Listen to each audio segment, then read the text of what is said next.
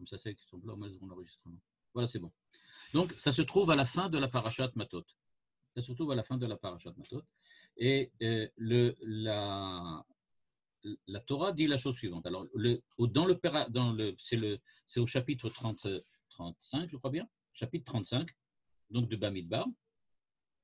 Et dans le chapitre, il y a écrit au début, au verset 10, Daber el bene Israël, ve'amarta alehem, ki atem ovrim et ayarden artsa kenaan.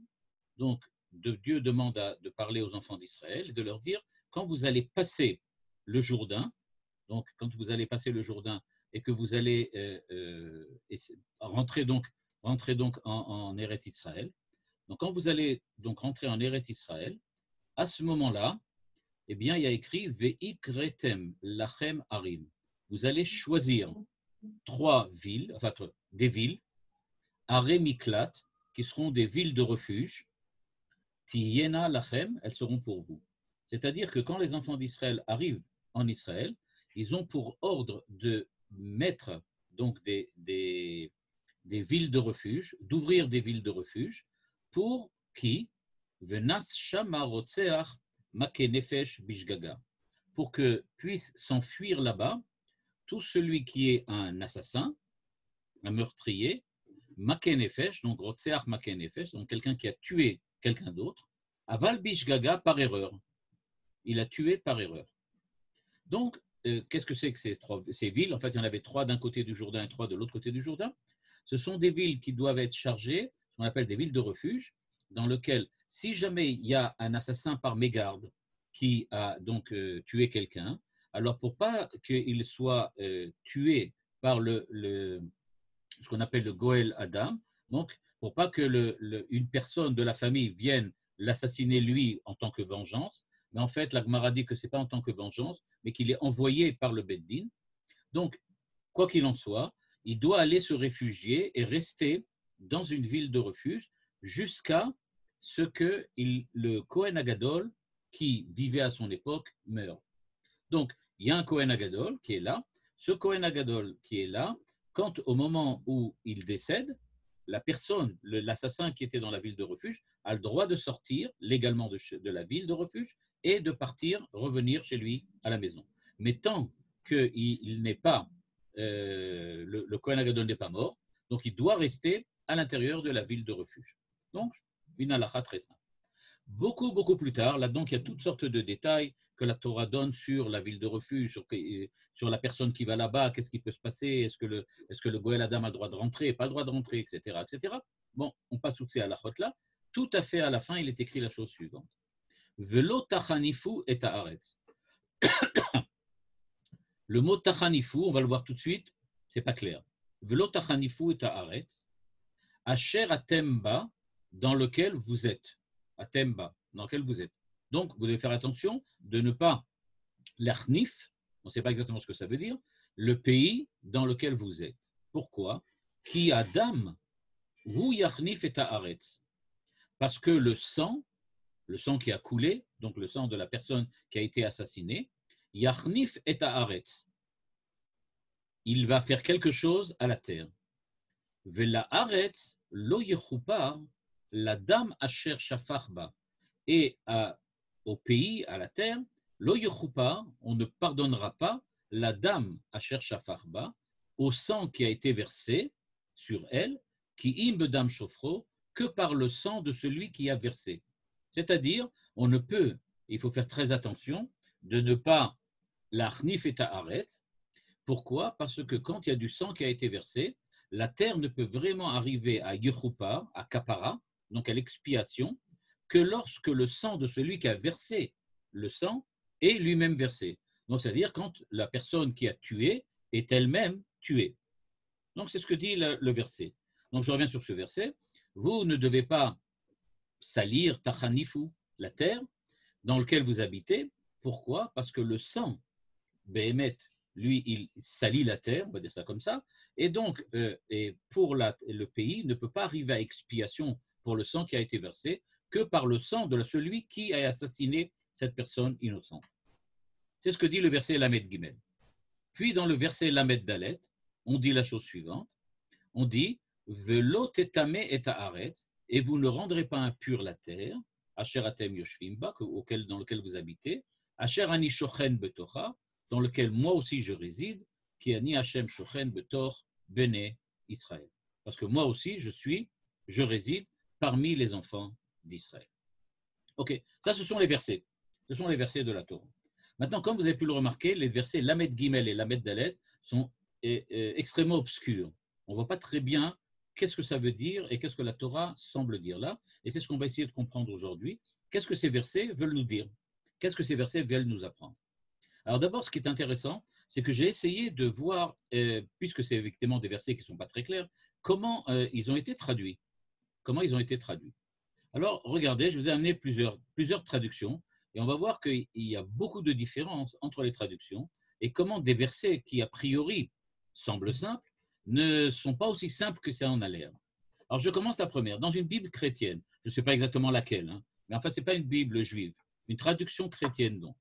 Le mot achnif, donc, qui est écrit ici, donc, velo tachanifu et haaretz, okay, est traduit « Vous ne souillerez point le pays ». Haaretz en tant que pays. Okay. Donc, vous ne souillerez point le pays à Haaretz, à Sheratemba, où vous serez. Pourquoi? Qui Adam ou Yachnif et Haaretz. Parce que le sang souille le pays. Ok. On ne comprend pas très bien pourquoi, mais c'est ce qu'il veut dire. Mais ensuite, il y a écrit Vela Haaretz lo yechupa, et il ne sera fait pour le pays aucune expiation du sang qui sera répandu que par le sang de celui qui l'aura répandu.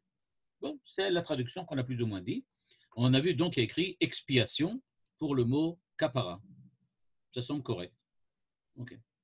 Le verset suivant, Velo tetame et haaretz asheratem yoshvimba. Là, il y a quelque chose qui ne marche pas. Dans la traduction chrétienne, il y a écrit la même chose qu'avant. Vous ne souillerez point. La même chose que là et là. Donc, dans les deux versets. Mais pourtant, en ivrite, ce n'est pas pareil du tout. Ici, il y a écrit l'achnif, et là, il y a écrit tamé, impureté. Mais chez les chrétiens, visiblement, ça ne les gêne pas. Et donc, il dit, vous ne souillerez le point puis où vous allez demeurer. Pourquoi il écrit vous allez demeurer? Parce que ce verset a été donné quand? Avant que les enfants d'Israël rentrent en Israël.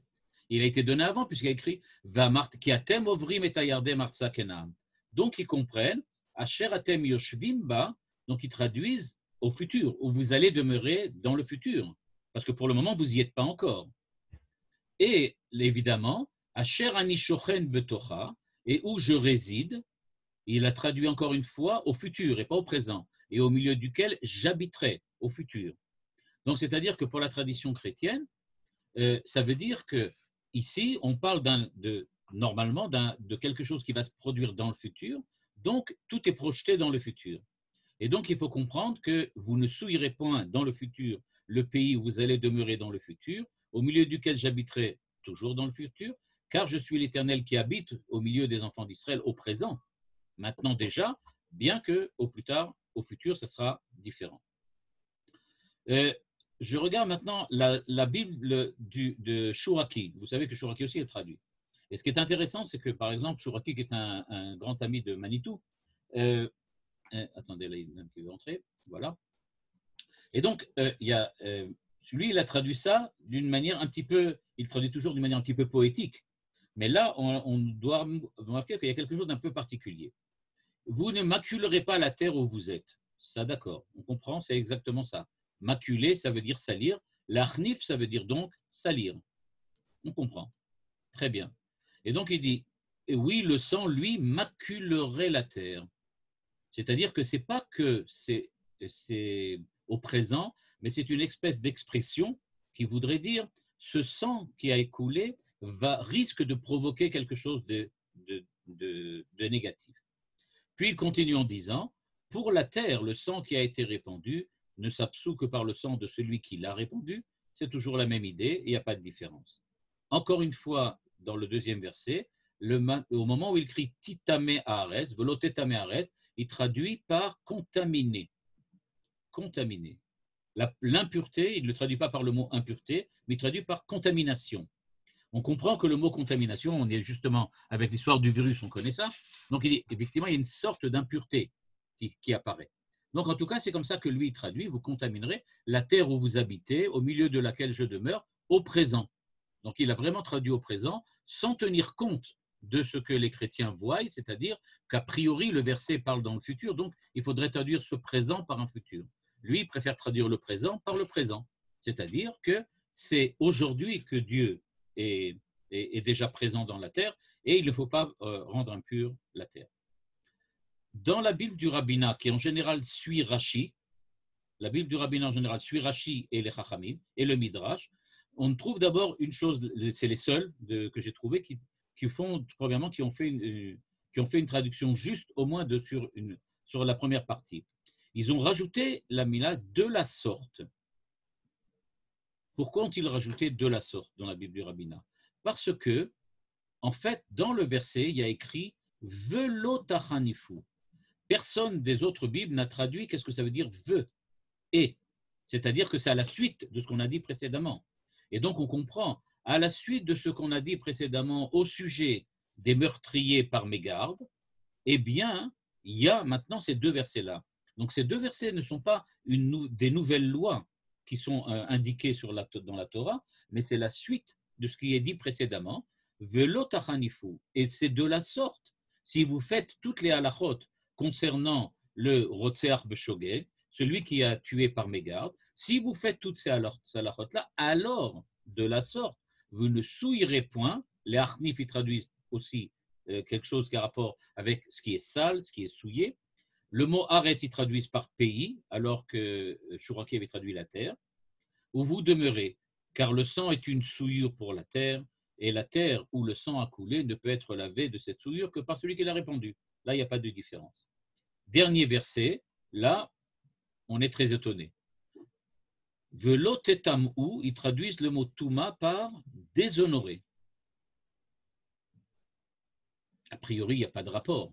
Déshonoré, ça n'a pas de rapport avec l'honneur, ça n'a pas de rapport avec l'impureté. Velo tetamou, ça veut dire vous ne rendrez pas impur.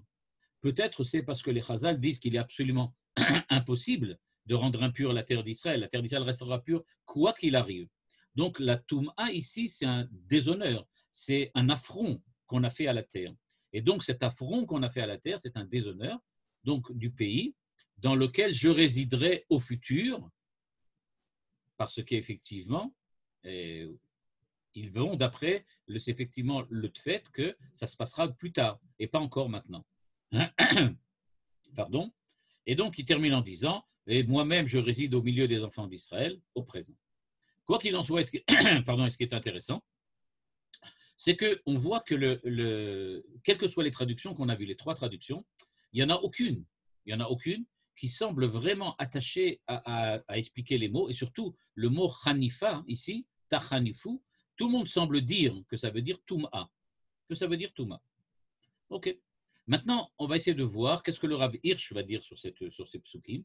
Et c'est ça qui va nous permettre de comprendre enfin quel est le sens véritablement de ces versets et comment ils sont en rapport avec le reste de la paracha.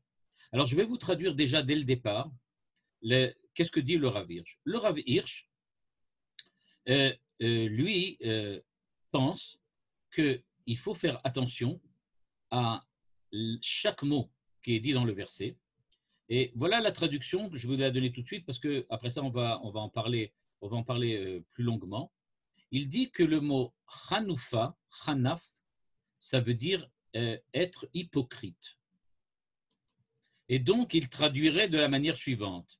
Vous ne ferez pas du pays dans lequel vous êtes un hypocrite. Le sang fait de la terre un hypocrite ou une hypocrisie. Pour la terre, il n'y a pas d'expiation dans le sang, etc. Ne rendez pas impur le pays dans lequel vous vivez, etc., etc. Ce qui va nous intéresser maintenant, c'est qu'est-ce que le mot hypocrite? Qu'est-ce que le mot hypocrite veut dire? Ok. Alors maintenant, pour essayer de comprendre ça, quel est le sens du mot hypocrite? On va donc maintenant regarder un petit peu, un peu la grammaire, on va dire ça comme ça, un peu la grammaire et aussi ce que le verset lui-même veut dire, pour pouvoir essayer de comprendre le sens de la paracha.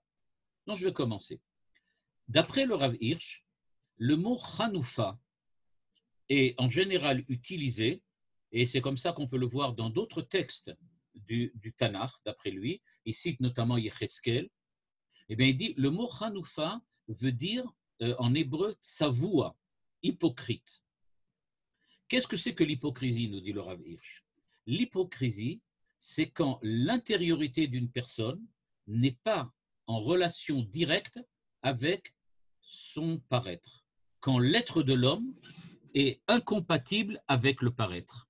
La personne qui est devant nous est hypocrite parce qu'elle présente envers nous, elle présente une image qui est différente et qui est peut-être meilleure que celle qu'il a véritablement en lui. Et donc, qu'est-ce que c'est quelqu'un qui devient hypocrite? C'est donc quelqu'un qui accepte de donner un paraître, de se montrer différemment de ce qu'il est vraiment. Et donc maintenant, on va demander, qu'est-ce que ça veut dire rendre quelqu'un hypocrite? À partir de quel moment je considère quelqu'un hypocrite? C'est-à-dire quand je lui enlève son intériorité et que je ne lui laisse que son extériorité. Et donc, quand on nous dit, par exemple, dans le verset, l'otachanifu et haaretz, vous ne devez pas rendre la terre hypocrite, c'est-à-dire vous devez faire bien attention de ne pas rendre le pays tel que son intériorité ne soit pas en fait compatible avec son extériorité. Il faut garder une harmonie entre l'intériorité, l'intimité, la réalité, l'essence même du pays et ce qu'il montre. Et donc, ce qui ne se passe donc ici, c'est la chose suivante. Quand quelqu'un est un meurtrier, mais un meurtrier par erreur, évidemment, hein, on parle de quelqu'un qui est un meurtrier par erreur. Et le dit la Torah, si jamais vous laissez parmi vous quelqu'un qui est un meurtrier, ou bien quelqu'un qui est un assassin par erreur, par mégarde, alors vous allez transformer la terre en quelque chose d'hypocrite. Pourquoi vous allez transformer la terre en quelque chose d'hypocrite? La terre ne va pas répondre aux espoirs qu'on avait mis en elle. On attend de la terre, on attend du pays, on attend de notre relation avec la terre, on attend qu'elle nous aide, elle nous soutienne, elle nous permette de vivre une vie sociale, une vie économique qui soit compatible et qui soit positive pour nous. Eh bien, on va rendre la terre hypocrite. Extérieurement, elle va donner des fruits, il va avoir de l'eau, il va avoir de la pluie, mais on n'aurait pas les bénéfices de tout ce que la terre nous donne. En fait, qu'est-ce que la terre va nous donner? Elle va nous donner seulement son extériorité, mais elle ne va pas nous donner sa bracha intime, sa bracha intérieure, celle qu'on attend vraiment. Pourquoi? Parce que nous aussi, d'un certain point de vue, en laissant les meurtriers prospérer, en laissant les hommes qui ont tué par mégarde comme s'ils n'avaient rien fait, c'est-à-dire en ne prenant pas en compte le fait que le sang d'un homme a coulé, eh bien, quand on n'est pas suffisamment, on va dire comme ça, ragish, hein, on n'est pas suffisamment proche de la, on peut dire, on n'est pas affecté par le fait que des gens sont morts, eh bien, le fait que la vie humaine pour nous n'a pas vraiment beaucoup d'importance, ça nous fait perdre véritablement ce qui fait la base de l'existence dans le pays dans lequel nous habitons.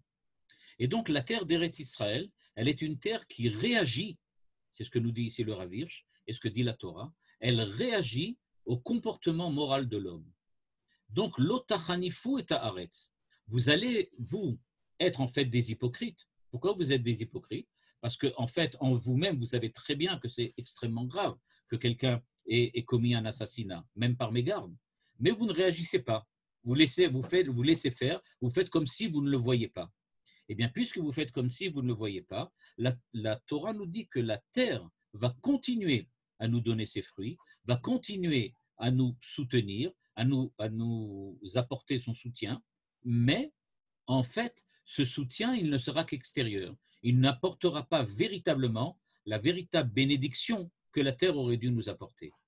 Par exemple, la terre va nous donner des fruits mais en fin de compte, ils ne sont pas bons, ils ne sont pas mangeables.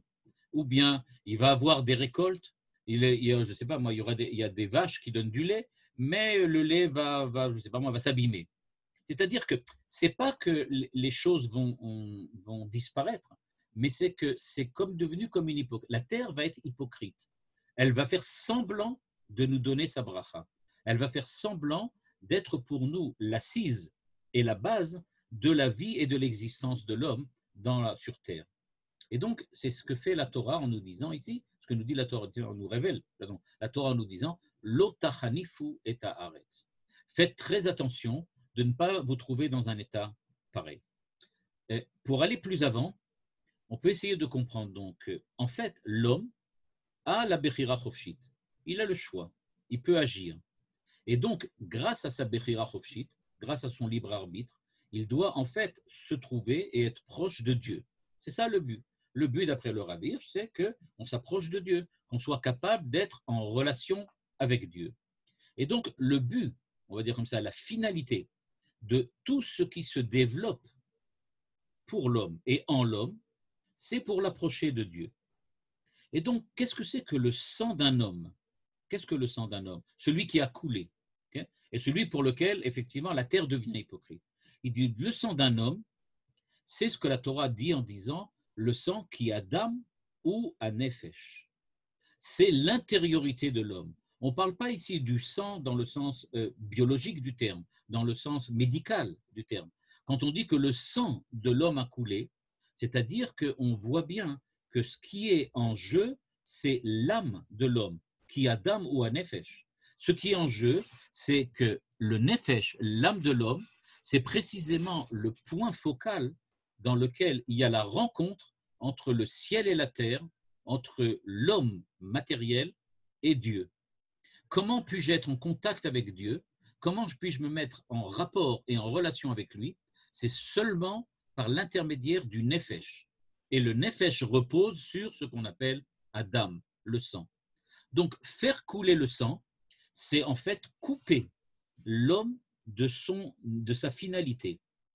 Faire couler le sang, enlever l'âme de quelqu'un, c'est-à-dire en fait qu'on remet en cause le fait même que l'homme a un devoir à accomplir et que ce devoir de se rapprocher de Dieu, c'est grâce à l'âme qu'il le fait.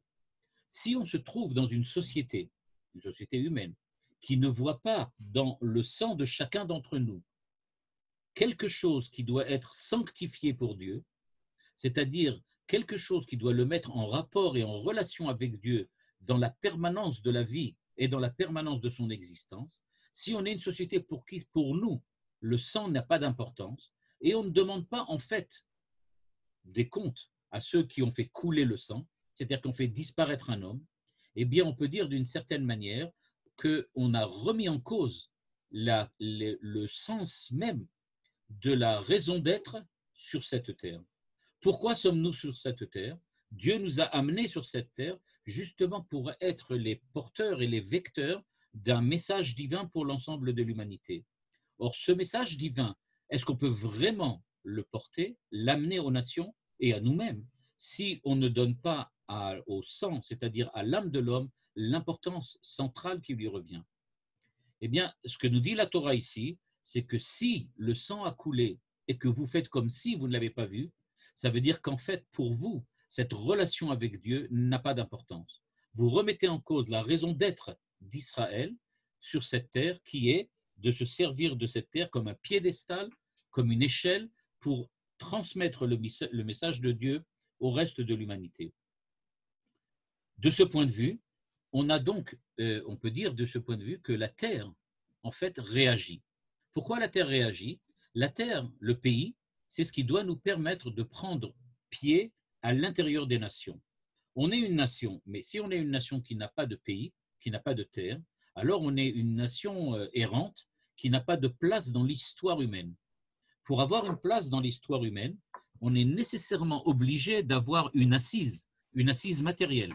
Cette assise matérielle, c'est le pays, c'est la terre. Eh bien, cette assise matérielle, elle ne marche pour nous que si, véritablement, on est prêt à accomplir ce que Dieu nous demande de faire.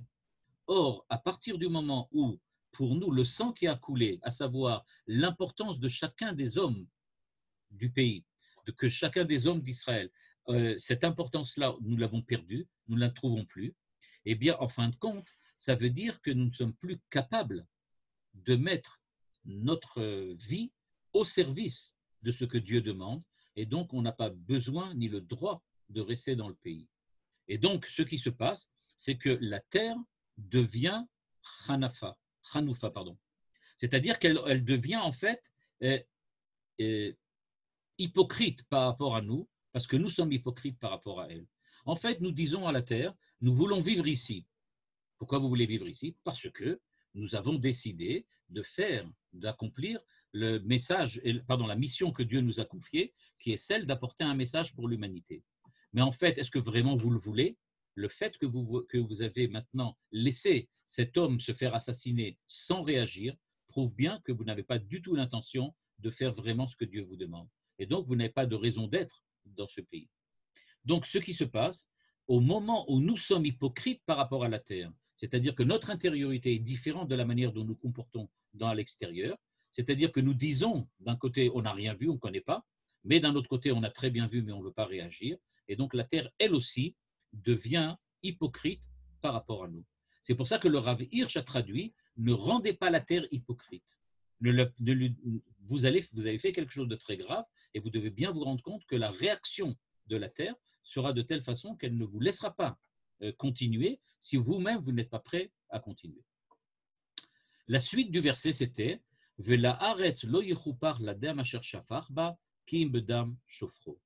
parce que la terre ne peut pas être pardonnée pour le sang qui a coulé en elle, sur elle, que si coule aussi le sang de celui qui a tué la personne.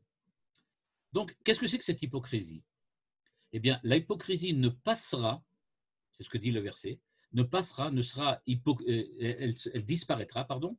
Donc, cette hypocrisie disparaîtra seulement si la société qui se trouve sur la terre, elle demande qu'on règle le compte de celui qui a fait couler le sang. Pourquoi? Parce que, à cause de son meurtre, ce qu'il a fait, il a enlevé le droit d'exister à une autre personne. Et puisque lui, il a enlevé le droit d'exister, eh bien, lui, il a perdu l'existence. C'est ce que veut dire la Torah. La Torah ne dit pas « vous devez tuer et assassiner celui qui a assassiné », mais elle dit « il a perdu le droit à exister ». Il a perdu le droit d'être. D'être où? Ben, sur terre. C'est pour ça que qu'est-ce qui se passe? Eh bien, il perd sa place en Israël. Il perd sa place dans le pays. Et donc, qu'est-ce qu'il fait? Il part en exil. L'exil qui est imposé à cet homme, c'est précisément ce que lui, il a fait par l'erreur qu'il a commise. En commettant cette erreur dramatique, il ne peut pas s'enlever cette responsabilité qu'il a commis, de ce qu'il a commis, et donc il doit nécessairement lui aussi perdre son existence. On ne demande pas de l'assassiner, bien que le Goël Adam le poursuit pour l'assassiner, en disant il n'a pas le droit d'exister du tout, puisqu'il a enlevé l'existence de quelqu'un. Mais non, lui, il perd sans raison d'exister sur Terre. Il n'a plus de place sur Terre.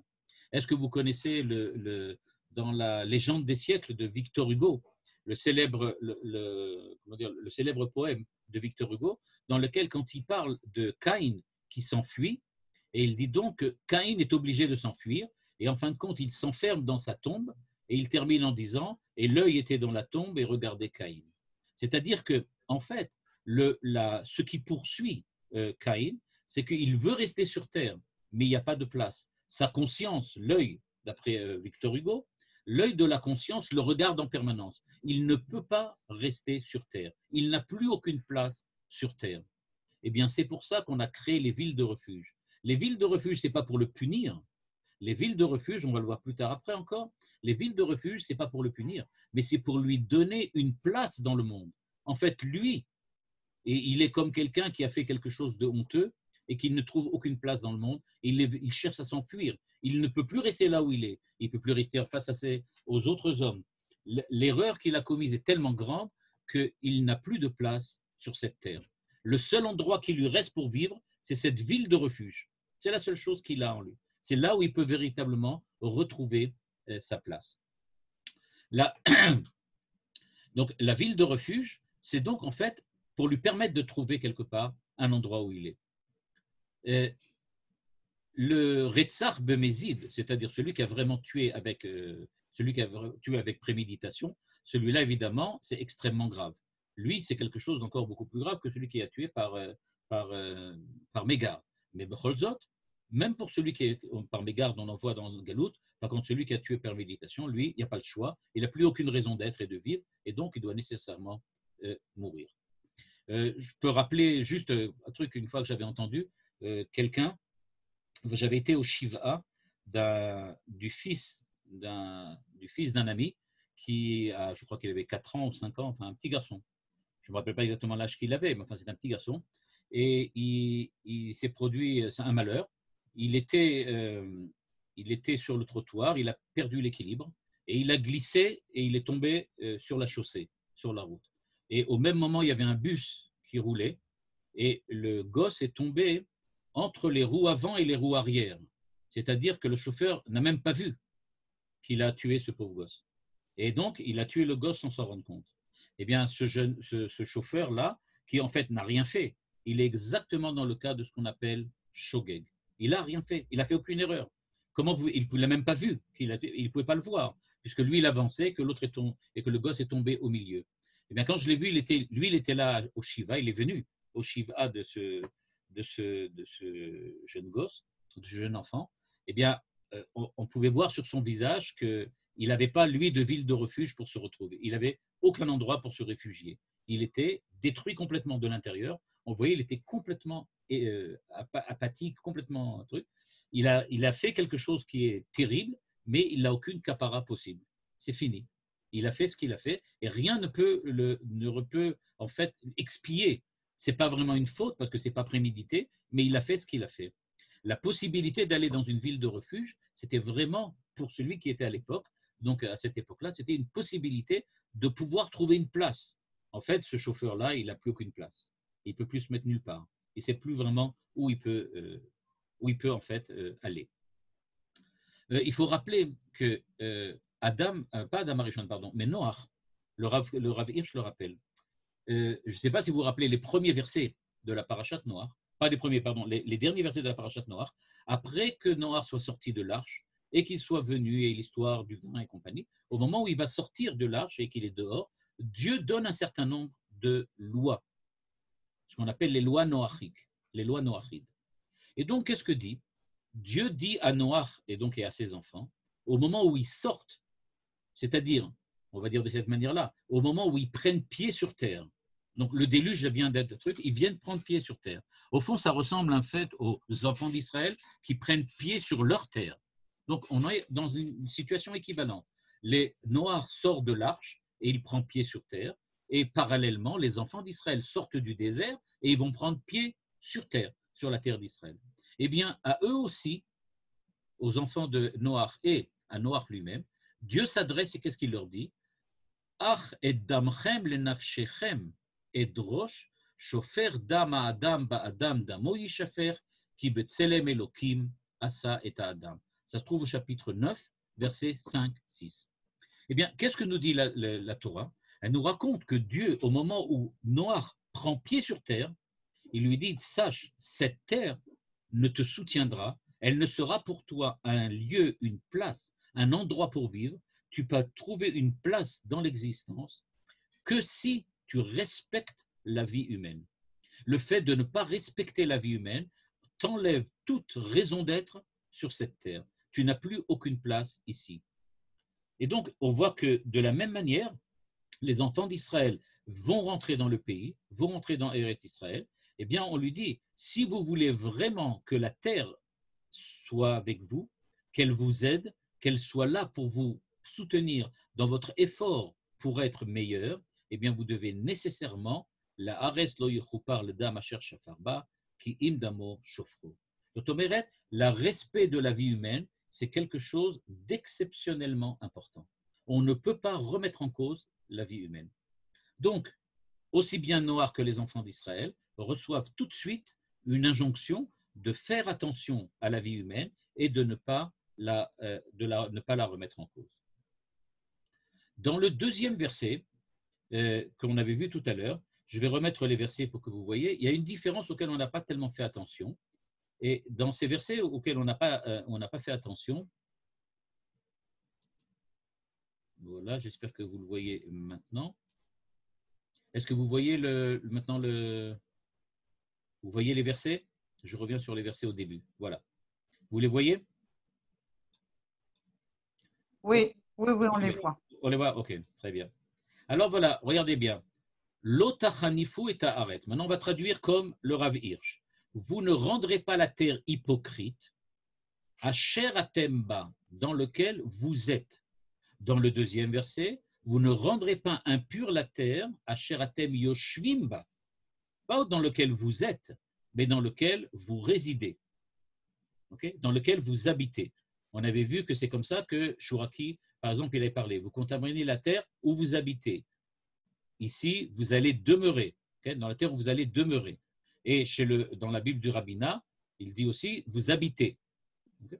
Donc, on voit qu'à chaque fois, on insiste sur cette idée qu'on habite dans la terre, mais on n'est pas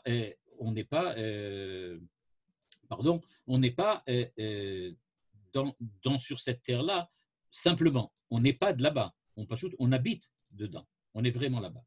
Qu'est-ce que ça veut donc dire? La différence est que maintenant, dans cette description de la Torah, on voit apparaître ici une nouvelle idée. Et le Rav Hirsch va tout de suite l'expliquer. Il va nous dire, eh bien, la terre était considérée comme la base, l'assise de l'existence humaine. Ça, c'était le premier verset. Et donc, ne rendez pas la terre hypocrite, ça voulait dire, faites attention, la terre qui est censée être la base de votre vie, et on va dire comme ça, le principe de votre existence parmi les nations et en tant que vous-même dans votre propre pays, eh bien, cette terre-là, elle est remise en cause si vous ne respectez pas la vie humaine. Dans le second verset, on ne parle plus de la terre du point de vue de l'existence de l'homme, là où vous êtes. Quand on dit Asher Atemba, ça veut dire dans lequel votre existence en dépend. Atemba, c'est-à-dire vous-même, votre existence même, votre essence dépend de votre relation avec la terre. Donc on parle de la relation intrinsèque qui existe entre un homme et la place et le lieu où il habite. Maintenant, dans la deuxième partie, on parle de l'habiter. C'est-à-dire qu'on parle de l'habiter avec ER à la fin. Hein, c'est-à-dire, on parle de la façon dont vous habitez le pays, pas dans la façon dont vous êtes et vous existez.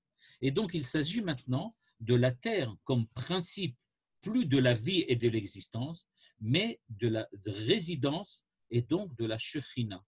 La Shekhinah qui étant précisément la présence de Dieu dans le monde. On ne parle plus maintenant de l'aspect, j'aurais pu dire, matériel, physique de la terre, qui soutient l'homme et qui lui permet de pouvoir faire des efforts, mais on parle maintenant du soutien que la terre apporte d'un point de vue spirituel. Eh bien, il nous dit, le pays maintenant, le pays qui vous, le pays qui vous soutient, okay, le pays qui vous soutient, eh bien, il vous soutient moralement, il vous soutient spirituellement, il vous soutient métaphysiquement. Eh bien, ce soutien métaphysique va disparaître. Et c'est pour ça que dans le verset, on parle donc de la manière dont une personne vit et existe, c'est-à-dire ce qui est en rapport avec le Tselem Elohim. Vous avez remis en cause, premièrement, l'existence de l'homme qui a été assassiné. Celui qui a été assassiné a perdu la vie, il a perdu l'existence. Donc c'est tout à fait normal que vous perdiez aussi l'existence. Lui, il avait la possibilité de vivre encore de nombreuses années, et maintenant, à cause de vous, vous laissez passer un meurtre pareil, il y aura d'autres meurtres qui vont se produire et d'autres existences qui vont se perdre. C'était le premier verset. Dans le deuxième verset, on parle maintenant d'autre chose. On dit maintenant, vous avez laissé passer cela, c'est-à-dire qu'en fait, vous avez perdu Tselem Elohim. Vous avez vu un homme a disparu, c'était une capacité, on va dire comme ça, une capacité, une force, une énergie qui était capable de se mettre en relation avec Dieu. On a perdu une possibilité d'être beaucoup plus proche de Dieu pour l'ensemble de l'humanité que c'était avant. la disparition de cet homme a entraîné la disparition d'une possibilité d'être en rapport avec Dieu qui n'existait que grâce à lui et qui maintenant a complètement disparu. Quand quelqu'un disparaît en général, l'Oalenu qui décède, en général, quand on parle dans les Espédim, eh bien, c'est ce qu'on essaie de montrer tout le temps. On essaie de montrer comment cette personne, tant qu'elle était présente, apportait quelque chose de métaphysique, quelque chose de religieux au monde entier. Et bien, maintenant, cette chose a disparu au moment où cet homme vient de mourir ou de disparaître. Et donc, les deux versets ne parlent pas du tout de la même chose. Le premier verset insiste sur le fait que si tu ne respectes pas la vie de l'homme, l'existence de l'homme, tu risques toi aussi de perdre les possibilités de vivre et d'exister. Dans le second verset, si tu n'as pas pris à cœur de respecter pas seulement la vie de l'homme, mais la possibilité spirituelle que cet homme vivant représentait, eh bien, tu vas perdre précisément ce qui pouvait t'aider toi aussi dans ton effort spirituel. Et donc, la Torah, nous dit le Rav Hirsch, elle repose sur trois, on va dire sur trois principes importants. Le premier principe important, c'est la justice. Il faut faire la justice. C'est ce que nous dit le verset. Il faut juger ceux qui ont commis des meurtres, même si ce sont des meurtres par mégarde, par erreur. Ça, c'est une chose. Il y a la justice. Deuxièmement, il faut aussi la charité. C'est-à-dire qu'il faut qu'il y ait prendre en compte qu'il s'est produit un malheur et nous devons réagir. Il faut avoir ce qu'on appelle midat ha-chesed. Troisièmement, ce que nous apprend cette halakha, c'est le troisième principe, c'est qu'il faut savoir aussi se sanctifier d'un point de vue moral, chacun d'entre nous, et pas seulement la société. Nous avons tous la responsabilité de ce qui s'est passé, et tous nous avons le devoir de prendre sur nous la responsabilité de ce qui s'est passé en demandant justice pour la personne qui a été assassinée. Et donc, toute la Torah, en fait, elle dépend, on va dire de cette manière-là, dans le fait que nous sommes capables de reconnaître le Tselem Elohim, l'image divine qui est en chaque homme, et que nous sommes capables aussi de repérer que l'importance de la vie humaine. Le fait de pouvoir découvrir l'homme et son image, l'image de Dieu, c'est le principe que nous apprend cette halakha de l'otachanifu et haaretz. Quelle est la possibilité inverse? Eh bien, le Rav Hirsch nous l'a décrit de manière extrêmement dramatique. Et il nous dit, si on n'accepte pas de le faire, si nous refusons de prendre la responsabilité que la Torah nous demande de prendre, c'est-à-dire de juger ceux qui ont disparu, de juger les hommes qui ont fait qu'il y a des hommes qui ont disparu, eh bien, on en arrive tout simplement à une société animale dans laquelle il n'y a plus aucun principe moral, et la seule chose qui peut vivre là-bas, c'est l'égoïsme, l'instinct de survie et la violence et toutes sortes de choses qui s'en suivent. Il dit que c'est ça, en fait, qu'on veut essayer d'éviter quand on demande aux hommes de prendre leurs responsabilités et de juger ceux qui sont des meurtriers, en fait. En fait, si on ne le fait pas, comme on disait, on tombe dans une vie animale, eh bien, c'est ce qu'on appelle, en fait, rendre impures les choses. L'impureté dont parle le deuxième verset, et vous ne rendrez pas impure la terre dans laquelle vous habitez. Pourquoi on parle ici d'impureté? Parce que l'impureté, c'est précisément la façon dont la Torah décrit la prégnance de la mort dans la vie spirituelle. Qu'est-ce qu'on appelle l'impureté? L'impureté, c'est la façon dont la Torah décrit la mort quand elle veut la décrire d'un point de vue spirituel, d'un point de vue religieux. Je traduis le fait qu'il y a la mort, pas par la douleur, pas par le fait qu'il y a la disparition, par le manque, par la déréliction, mais par quoi je la traduis? Par l'impureté. L'impureté, du point de vue de la halakha et de la Torah, c'est ce qui vient dire que maintenant, il y a de la mort devant nous. Il y a quelque chose qui n'est plus vivant. Quand on voit apparaître justement cette mort, elle nous dit impureté.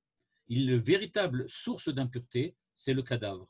Dans la Torah, c'est ce qu'on appelle avi avot atuma, c'est vraiment la source, l'origine de l'impureté. L'impureté, c'est le cadavre, c'est la mort. Ok. Quand la Torah termine en disant que Dieu réside betor Béné Israël, il faut faire attention, dit le Rav Hirsch. Qu'est-ce que ça veut dire que Dieu réside parmi les enfants d'Israël? Eh bien, la terre n'acceptera pas que tu continues d'exister comme avant. C'est ce qu'on a vu. Elle te donnera des fruits, mais il n'y aura pas de bracha dans les fruits. Ensuite, elle te dit, la terre, qu'elle ne te donnera pas non plus son soutien pour ton ouvrage spirituel que tu veux faire. C'était deuxième chose. Troisième chose, qui a ni Hashem shochen betor bnei Israël. On ne parle plus maintenant que Dieu est présent sur la terre. Il est présent parmi les hommes. Il est présent dans les hommes. Il est vraiment présent avec les hommes. Hachem vraiment réside parmi les enfants d'Israël, et même ceux qui sont loin et éloignés, Dieu est quand même là avec eux. Pourquoi? Parce qu'il attend ce qui va se produire dans le futur. Dieu a de la patience. Et donc, il nous dit, vous voyez, moi, je peux résider parmi vous, même si vous avez commis des erreurs, mais seulement si vous avez accepté de les corriger. Si vous n'acceptez pas de corriger, à ce moment non plus, je ne peux pas rester avec vous. Non seulement la terre ne vous donnera pas son soutien, mais moi non plus, je ne peux plus rester là. Et donc, c'est pour ça qu'on envoie le Rotseach, donc l'assassin, dans une ville de refuge, pour précisément lui rappeler qu'il va falloir maintenant que l'ensemble du peuple se remette du malheur qui est arrivé et que l'ensemble du peuple doit redonner à l'importance qu'il faut à la réalité et à la vie et l'existence de l'homme.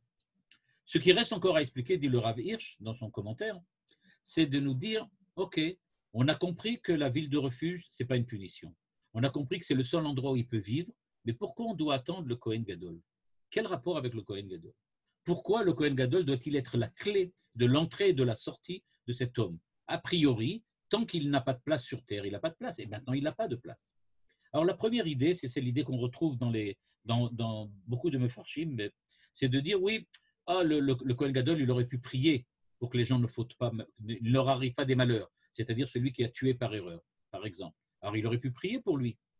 Et s'il avait prié, ça ne serait peut-être pas arrivé. Ou bien il aurait dû essayer de faire un travail d'éducation pour empêcher les gens de faire des bêtises. Je rappelle qu'aujourd'hui, quelqu'un qui conduit en voiture et qui a un accident dans lequel, chas v'shalom, il y a quelqu'un qui meurt, et il est dans le cadre de ce qu'on voit là maintenant. Donc il dit, on doit peut-être faire ce qu'on appelle ici Re'anu Neiga, il faut lui réapprendre à conduire s'il ne sait pas bien conduire.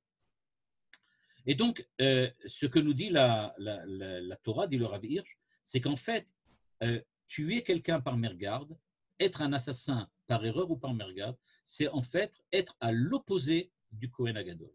C'est se trouver véritablement aux antipodes du Kohen Agadol. Parce que, en fait, le Kohen Agadol, parce qu'il est précisément aux antipodes de cet homme-là, il a une certaine forme de responsabilité sur ce qui s'est passé. Et le Rav Hirsch va nous expliquer comment. Comment? Parce que cet homme va partir chez les Kohanim. Parce qu'il faut savoir que les villes de refuge, c'était des villes qui appartenaient aux Lévi'im, qui étaient donc chargés d'aider les Kohanim au temple. Et le rôle des Kohanim, il se divise en deux parties très simples. D'une part, ils s'occupent du temple des sacrifices. Les sacrifices, tous les sacrifices, à part les sacrifices obligatoires, les fêtes, etc., les sacrifices que les hommes amenaient, c'était toujours pour des fautes faites par mégarde. Donc, ils sont là pour faire la kapara des fautes par mégarde au temple. À part ça, ils devaient enseigner. On dit que la Torah, ils étaient porteurs de la Torah, et c'est à eux il y avait en fait on va dire comme ça, le tafkid des Lévi'im et des Kohanim, c'était d'enseigner la Torah. Et donc, grâce aux Kohanim, il faut de deux manières. D'une part, écouter la Torah des Kohanim, c'est-à-dire savoir mettre en place une vie qui correspond à ce que la Torah demande, mais puisque le Kohen doit faire aussi l'expiation des fautes faites par mégarde, on voit que le but de l'enseignement de la Torah des Kohanim et des Lévi'im était pas d'empêcher les gens de faire des fautes avec préméditation, ça c'est bien évident que leur mission éducative, c'est bien clair qu'elle doit empêcher les gens de faire des fautes, mais c'était aussi et surtout de faire ce qu'il faut pour que les gens n'arrivent pas à se mettre dans une situation dans laquelle ils sont assassins par mégarde ou ils fautent par mégarde. C'est-à-dire que le but du Kohen Gadol, des Kohanim, c'était de donner à l'homme un sérieux, une rigueur qui soit telle qu'il comprenne qu'il doit faire attention à chaque instant de son existence de ne pas se mettre dans une situation qui risque de l'entraîner vers une erreur fatale. Et donc, c'est ça le but du Kohen, et c'est ça qu'il devait essayer de faire et devait essayer d'apporter à l'homme. Eh bien, ces deux fonctions, on va dire, des Kohanim, elles sont à l'opposé exact de ce qui s'est passé de cet homme-là. Parce que cet homme-là, en fait, il a tué par erreur, c'est-à-dire qu'il n'a pas donné à son esprit suffisamment de force pour pouvoir lui permettre d'être suffisamment attentionné pour faire ce qu'il a fait. Et donc, il aurait dû essayer de faire mieux. Il devait faire mieux. Personne n'a dit que c'était facile, personne n'a dit que c'était dur, mais on sait bien que ça peut arriver. La meilleure preuve, c'est que dans les villes de refuge, il y avait toujours des gens. Donc, il y a bien des gens qui ont tué par mégarde, c'est des choses qui arrivent. Mais il n'empêche que c'est relié au Kohen. Le Kohen avait pour fonction d'essayer d'empêcher au maximum que des malheurs de ce style arrivent. Et donc, c'est pour ça qu'on a envoyé cet homme, cet assassin par mégarde, dans une ville de Kohanim et Leviim pour qu'il réapprenne, qu'il fasse en fait un shiur de Neiga Monat et qu'il réapprenne à conduire, qu'il réapprenne à tout pour pouvoir véritablement sortir après que le Kohen Gadol soit mort. C'est-à-dire que de toutes les façons, et on va dire de cette façon-là, le Kohen Gadol a honte de lui et lui a honte face au Kohen Gadol. Le Kohen Gadol, dont le rôle était de l'empêcher, d'essayer de l'empêcher d'arriver à ce malheur, n'a pas réussi à l'empêcher. La preuve, c'est que ça s'est arrivé quand même. Et d'un autre côté, lui, face à ce Kohen, ne peut pas ne pas voir qu'il n'y a aucune expiation possible. Il a fait ce qu'il a fait et rien ne peut plus maintenant remettre en vie cet homme qui a disparu. Donc, de ce point de vue, l'assassin a enlevé, d'un certain point de vue, la shrina, et donc le Kohen Gadol essaye de garder la shrina. Le Kohen Gadol essaye de vivre, c'est-à-dire qu'on attend que le Kohen Gadol meure. C'est-à-dire, en fait, on dit à cet homme-là qui s'est réfugié dans la ville, on lui dit, tu sais, regarde maintenant, toi, tu as enlevé la vie de quelqu'un, mais regarde, le Kohen Gadol, lui, on espère qu'il va vivre longtemps. Et que toi, tant que tu es là, tu es là. Et tu ne pourras pas sortir d'ici tant que lui est vivant, ce qui lui donnera, en tout cas, l'image de ce que peut être une vie prolongée face à une vie raccourcie que lui a provoquée par son erreur. Voilà, c'était le sens des versets. Alors, je vais juste pour terminer remettre les versets. On va essayer maintenant de les relire de la façon dont le Rav Hirsch, en fait, les comprend. Voilà, je pense que vous les voyez maintenant. Eh bien, il nous dit la chose suivante. Lo tachanifu et haaretz. Il nous dit donc, ne rendez pas la terre hypocrite. Dans ce verset, on parle de la vie et de l'existence de l'homme sur sa terre. Et il lui dit donc, ne rends pas la terre hypocrite, ne l'empêche pas. Asher atemba, dans lequel votre existence, atem, c'est l'existence, c'est l'essence de l'homme. Votre existence dépend de la terre. Ne lui demandez pas d'être hypocrite, parce qu'elle ne vous donnera pas la bracha qu'il vous faut. Parce que le sang qui a été versé, yachnif et haaretz, rendra la terre hypocrite. Parce qu'on a vu que c'est exactement l'incompatibilité de celui qui existe de rester sur cette terre. Il ne peut pas rester là. Et la terre ne sera véritablement mekrouperet, c'est-à-dire expiée, que par du sang qui a été versé sur elle, que par le sang de celui qui l'a versé, c'est-à-dire qu'on va envoyer cet homme en exil hors de la terre. Sa vie, son existence n'existera plus. Remarquez qu'on parle tout le temps de Atemba, vous êtes là-bas, l'existence, l'homme, l'essence de l'homme. Adam, c'est le nefesh de l'homme. Adam, c'est le nefesh de l'homme. Adam, c'est le nefesh de l'homme. On revoit tout le temps que ce qui est important dans ce premier verset, c'est l'existence même de l'homme. Donc ce verset vient nous dire, votre existence ne tiendra plus que sur un fil et vous allez devoir vous enfuir. Dans la deuxième partie, on parle maintenant de la relation de Dieu avec l'homme par le Tselem Elohim. Et donc on dit, ne rends pas impure la terre. C'est-à-dire ne demande pas à la terre maintenant de se couper complètement de la vie spirituelle, c'est-à-dire que cette terre qui doit vous servir d'assise et de base pour pouvoir répandre le message de Dieu, dorénavant ne vous servira plus du tout dans votre ouvrage spirituel, là où vous habitez, parce que le but d'habiter, ce n'est pas le but d'exister, mais c'est le but d'avoir une vie spirituelle en plus de la vie matérielle qu'on a vue en haut, parce que moi, je réside là-bas et que moi, je réside aussi parmi vous et en vous, parce que c'est votre rôle à accomplir.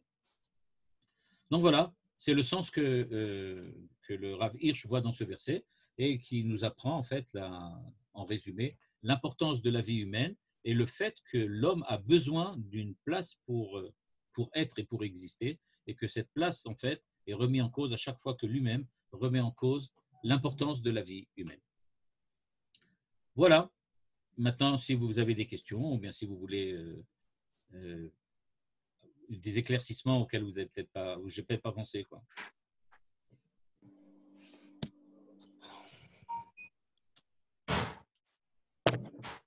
Bon. Ok. Eh bien, merci beaucoup. Shabbat shalom. Shabbat shalom, merci beaucoup. Shabbat shalom. Shabbat shalom. Shabbat shalom. Shabbat shalom. Personnes qui n'ont pas pu se Shabbat shalom. Shabbat shalom. Bye. Shabbat shalom. Merci beaucoup.